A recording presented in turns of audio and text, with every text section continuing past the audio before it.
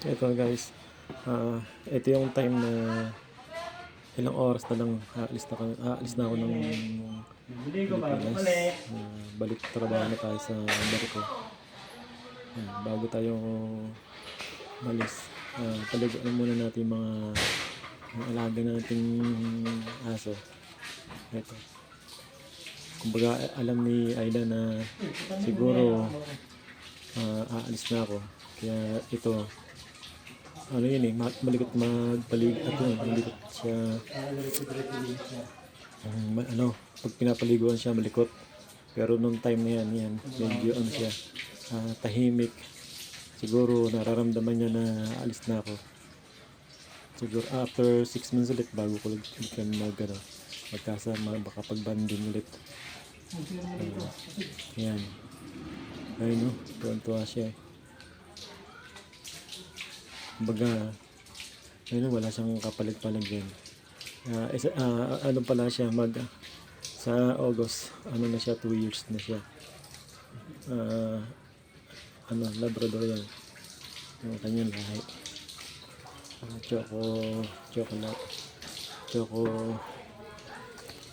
Choco Labrador siya.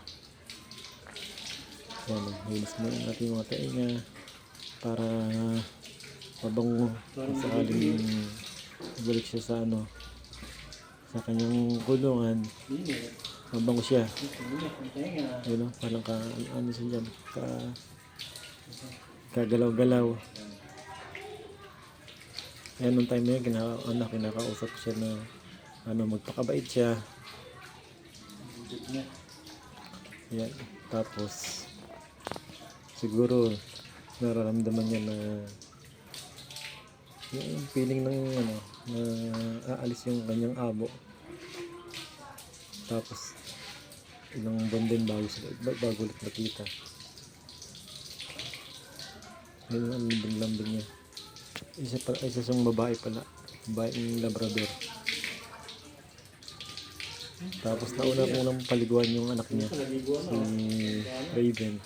Nandyan sa may bandang kaliwa ko, sa may gilid. Pa lang siya na yun, 5 months yung anak niya. Sa itim na Labrador din. Yan, tapos na siyang paliguan niya. Kasi sabi ko sa kanya, pagpag niya na yung kanyang balibo. Yan, pinagpag niya na. Kaya ito ko yan, pahinga. Sakit sa balakang. Yan, smile! Thank you guys. Ayan si Raven, kanyang anak. Nakakatuwa. Bye bye.